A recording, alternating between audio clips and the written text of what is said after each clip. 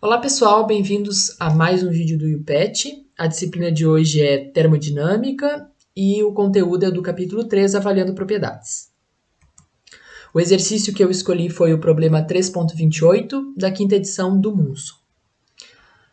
E o problema diz o seguinte: vapor de água é aquecido em um tanque rígido fechado de vapor saturado a 160 graus Celsius a uma temperatura final de 400 graus Celsius. Determine as pressões inicial e final e esboce o processo em diagrama TV.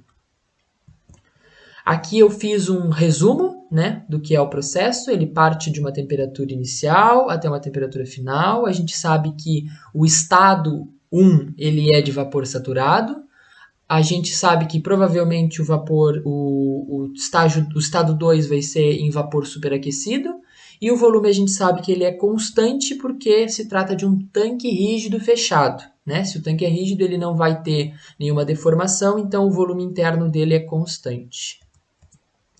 Aqui eu elaborei uma tabela com os dois estados, o estado inicial 1 e o estado inicial 2. A gente sabe as temperaturas que são dadas no enunciado, a gente precisa encontrar as pressões e os volumes específicos.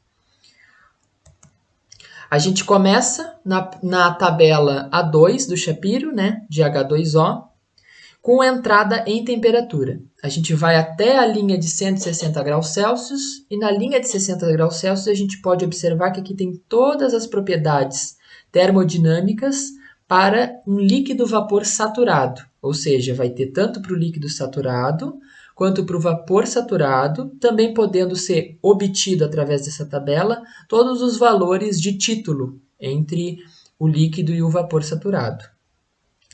Mas, objetivando o que nós queremos, a gente pode dizer que o estado 1 está a 160 graus Celsius, a uma pressão de 6,178 bar, e aqui a gente pega a de vapor saturado, que é 0,3071. E a gente sabe que o V1 e o V2 vão ser iguais para se tratar de um processo a volume constante.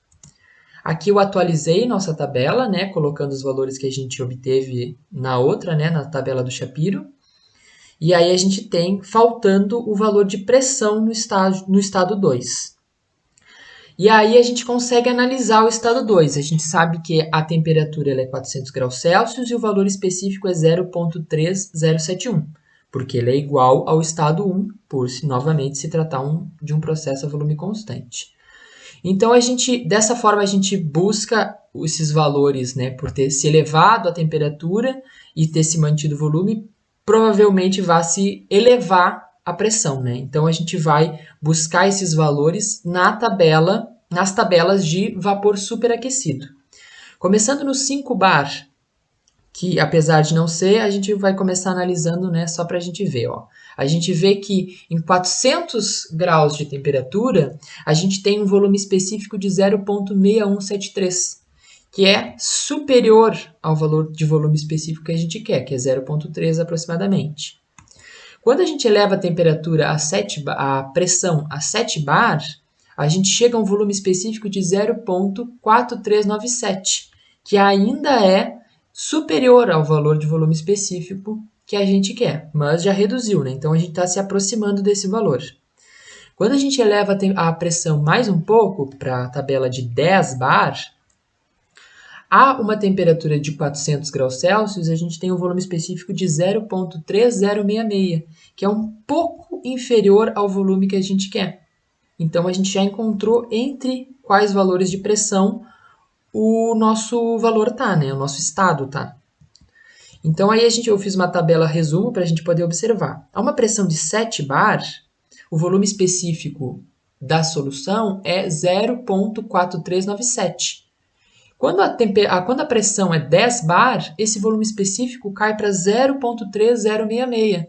Então a gente sabe que o volume específico do nosso estado 2, que é 0,3071, ele está entre esses valores de pressão. Ele está entre o 7 bar e o 10 bar.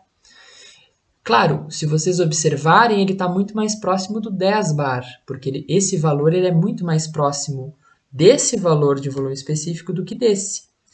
E aí a gente considera que essa elevação de pressão e essa redução de volume, elas são lineares.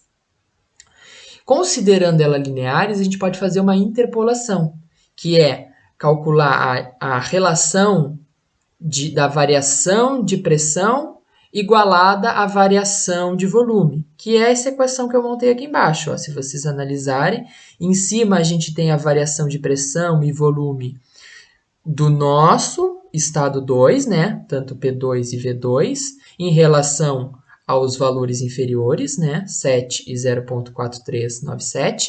E embaixo a gente tem a variação total, né? Que é do limite superior em relação ao limite inferior.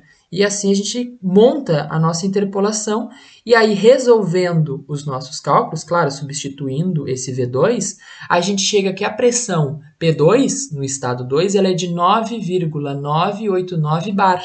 E essa é a pressão final do nosso processo. Aqui eu atualizei, fiz uma versão final da nossa tabela para os dois estados, com todos os valores que a gente obteve através das tabelas de propriedades termodinâmicas do Shapiro. E aí a gente pode ir para a construção do nosso gráfico TV, né? Nosso diagrama TV. Ele tem essa curva aqui, né? Lembrando que para o lado de cá a gente tem a condição de líquido comprimido.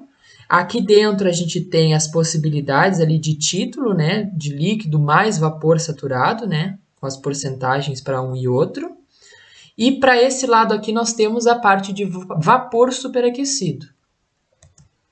Aí nós colocamos primeiro o nosso valor de volume específico, que vai ser 1 só, né? Porque foi volume constante, não teve variação. Depois a gente traça as nossas isobáricas aqui, né?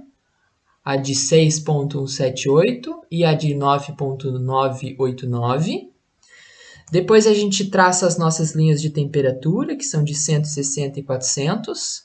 E logo depois a gente consegue localizar aqui nas interseções o ponto 1 e o ponto 2, né, com os valores de pressão e temperatura, né, ligeiramente descritos pelos eixos do gráfico.